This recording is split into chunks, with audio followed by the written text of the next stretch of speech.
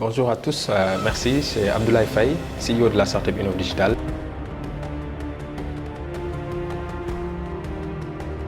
Pour répondre à cette question, je pense qu'il faudrait qu'on puisse regarder la question, qu'on parle de l'étymologie.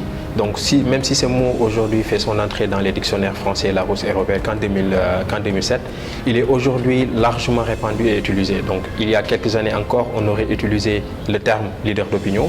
Donc qui sont les influenceurs? Donc la plupart du temps, ils partagent leur passion avec les internautes à travers des posts et des vidéos qu'ils monétisent après pour générer des profits. Donc pour cela, ils ont développé leur e-réputation pour susciter l'envie du grand public. Toutes leurs activités tournent autour des abonnements, des likes, des partages, des commentaires, etc. Et les caractéristiques aujourd'hui des influenceurs, on peut dire que sont communes, mais tout de même, il y a des différents types d'influenceurs. Il y a des influenceurs généralistes, il y a des influenceurs qui sont spécialisés dans quelque chose, il y a aussi des micro-influenceurs.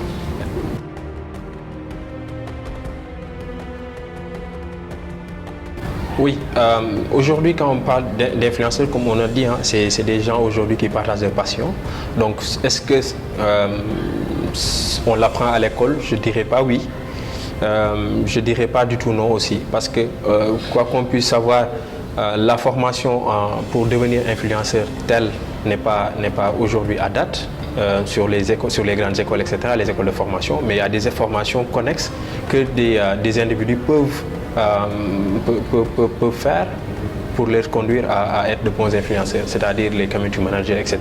Aujourd'hui, puisqu'ils savent comment fédérer des communautés, comment construire leur e-réputation, etc. Pour ces gens-là, pour qu'ils puissent peut-être devenir des influenceurs, ce sera plus facile que quelqu'un qui vienne peut-être partager leur, leur passion. Donc aujourd'hui, on sait, ça dépend aussi des communautés, ça dépend aussi des cibles. Parce qu'aujourd'hui, si moi je suis influenceur dans des vidéos, que ce soit les trolls, etc. Quand j'ai dit troll, je fais allusion à des vidéos divertissantes, etc. Donc du coup là, peut-être on n'a pas besoin de faire des formations spécifiques pour être bon là-dessus. Il faut intéresser les gens, il faut faire aimer les gens, les vidéos, ou bien les vidéos qu'on partage, etc. pour avoir ces communautés. Mais ce qui est plus important pour moi, c'est de dire aujourd'hui, tiens, j'ai une communauté sur les réseaux sociaux, j'ai une e-réputation bien définie, etc.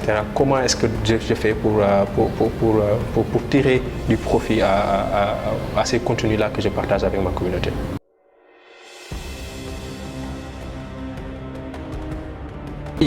Aujourd'hui, la plus-value que ces influenceurs pourraient apporter à une entreprise, donc on peut noter la visibilité, donc une large couverture de la publicité, etc.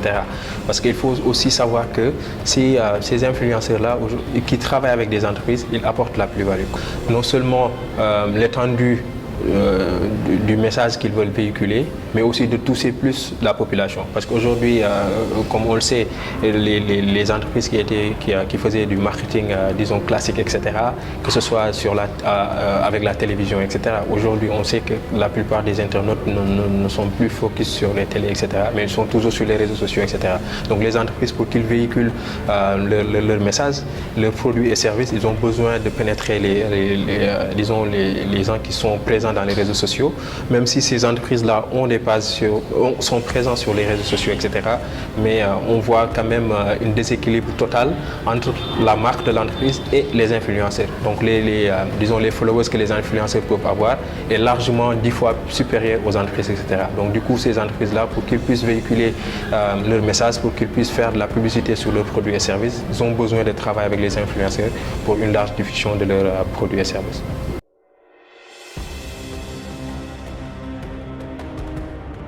Personnellement, j'aime pas, disons, me retrouver dans une position où je donne des conseils, mais peut-être de partage d'expérience que je peux faire avec mes jeunes frères et sœurs qui sont sur le web et qui veulent, disons, avoir une carrière d'influenceur.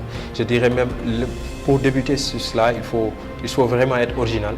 Donc être original, c'est-à-dire de proposer des contenus qui peuvent intéresser les internautes et de créer une communauté et de les fidéliser.